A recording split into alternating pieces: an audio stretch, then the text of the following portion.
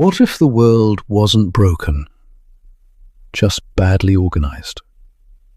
What if the chaos we live with isn't a reflection of human nature, but of systems designed for a world that no longer exists? Because when you step back and really look, something becomes impossible to ignore. We don't lack intelligence, we don't lack resources, we don't lack technology, we lack coordination. The world is not failing because people are bad. It's failing because our systems are outdated. Every major structure we rely on today, governments, markets, institutions, was designed for a time when information moved slowly, populations were smaller, and consequences stayed local. Those systems were never meant to govern a fully connected planet. And yet, that's exactly what we're asking them to do. We live in a world where food can be tracked in real time, where economic outcomes can be modeled years in advance, and where corruption leaves digital fingerprints everywhere it goes. But our decision-making still relies on delay, fragmentation, and incentives that reward short-term survival over long-term stability. That gap between what we can see and how we act is where global suffering lives. Not because solutions don't exist, but because they arrive too late. Why current systems fail, structurally, not morally. Capitalism rewards efficiency, but ignores external damage. Socialism promises fairness, but struggles with scale. Nation-states protect sovereignty, but cannot manage global risk. None of these systems are evil, they're simply incomplete. They all share the same blind spot.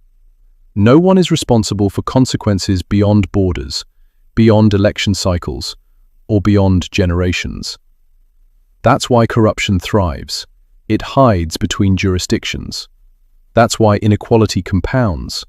It grows faster than oversight. That's why poverty persists. It's managed reactively instead of prevented. That's why famine still exists, despite global food surplus. These are not failures of effort. They are failures of organization. The alternative, a planetary coordination layer.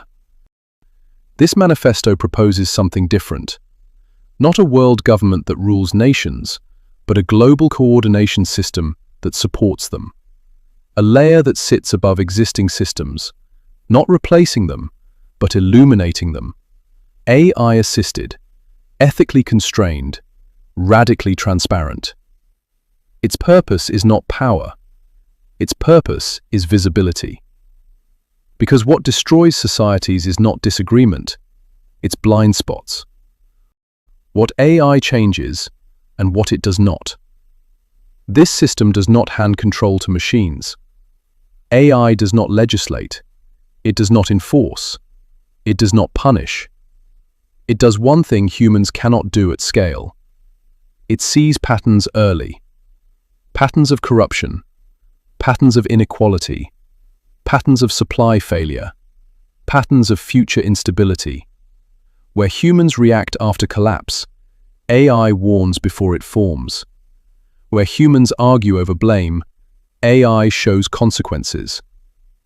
Every recommendation is public. Every scenario is visible. Every trade-off is explicit. Nothing happens in secret. And that alone changes everything.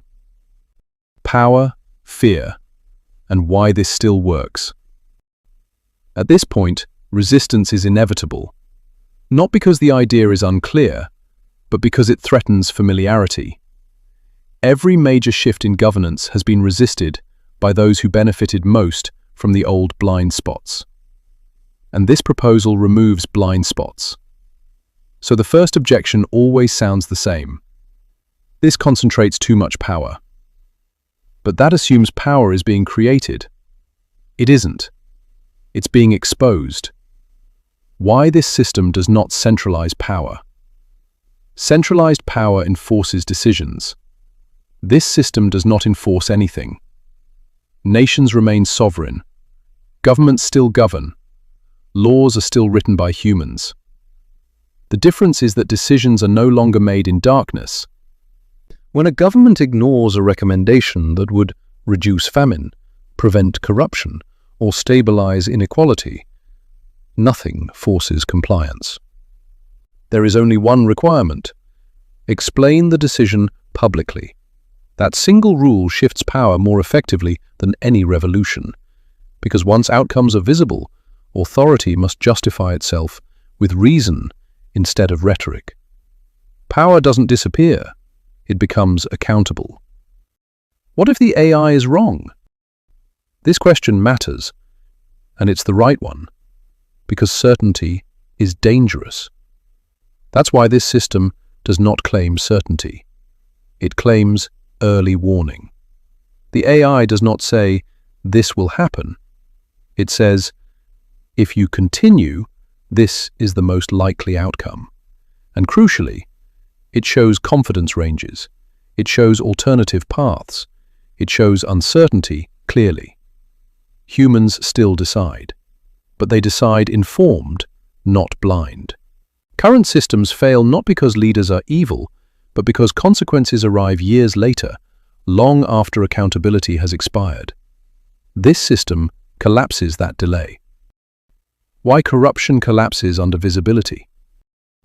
Corruption thrives where responsibility is diffused, across ministries, across borders, across time. AI-assisted transparency reconnects actions to outcomes. When money disappears, the gap is visible. When aid stalls, the delay is visible. When contracts repeat suspiciously, the pattern is visible. No accusations, no show trials, no spectacle. Just data that refuses to look away. Corruption doesn't survive exposure. It survives silence. This system removes silence. Inheritance caps are not punishment. They are reset mechanisms. This manifesto does not argue against success. It argues against permanence. When wealth compounds without limit across generations, it stops being earned and starts behaving like a parallel governance system. The £3 million inheritance cap is not ideological. It is structural. It ensures every individual begins life with security, has access to opportunity, can take meaningful risks, but it prevents advantage from becoming untouchable. Wealth beyond that point is not seized. It is redirected, transparently, into stabilization systems that benefit the entire planet. This is not redistribution for fairness. It is redistribution for system stability. Why global funding must be proportional, not equal. Equal contribution is simple. It is also ineffective. A country that benefits disproportionately from global trade, resource flows, and climate stability also creates disproportionate pressure. Proportional contribution is not punishment. It is load balancing. This system funds food security, water access, infrastructure, and local economic resilience in the poorest regions first, not indefinitely, not blindly. Support tapers as stability grows. The goal is not dependence. The goal is self-sustaining participation. That is how poverty stops repeating itself. Why this beats reforming current systems? You could try to reform what already exists. Many have. Most failed. Because existing systems are constrained by election cycles, national borders, political incentives, and delayed consequences. This manifesto doesn't replace those systems. It compensates for their limits. It adds foresight, coordination, and consequence visibility at a planetary scale. That is something no current ideology provides. The uncomfortable truth this system reveals. If this works, and the data suggests it does, then global suffering is not a mystery. It is a choice made through inaction, delay, and denial. This manifesto does not accuse humanity of cruelty. It accuses our systems of being obsolete. And it offers a way forward that does not require perfection, only honesty. A planet worth managing. This is where the conversation usually changes. Because once the mechanics are clear, once the fear of control dissolves, the question becomes something deeper. What kind of civilization do we want to be? Not next year, not next election, but 50 years from now. From reaction to stewardship. Every major system we rely on today is reactive. We respond after collapse. We rebuild after damage. We apologize after harm is done. This manifesto proposes a different posture. Stewardship instead of reaction.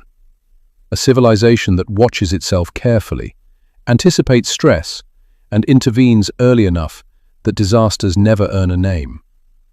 That's what mature systems do. Air traffic control doesn't wait for crashes. Power grids don't wait for blackouts. A planetary civilization should not wait for famine. The role of humanity in this system. This future does not sideline humans. It restores them. By removing the burden of impossible oversight, leaders can focus on values instead of damage control. Citizens can argue policy instead of survival. Innovation can target meaning instead of scarcity. AI handles scale. Humans handle judgment. That division is not weakness. It is alignment. Why this system does not drift toward tyranny. Tyranny grows in opacity. This system cannot hide. Every recommendation is public.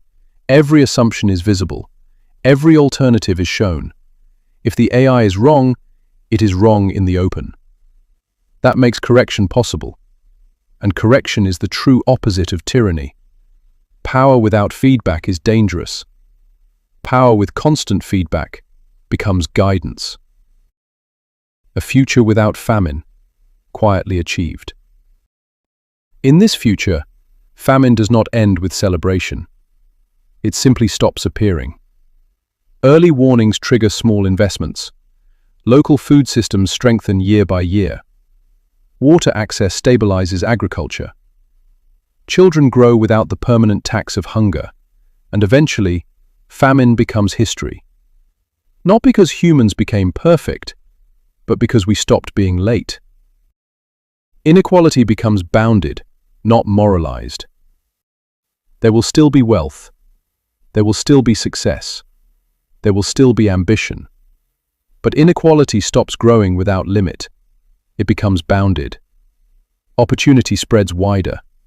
Power stops concentrating endlessly. Democracy regains resilience.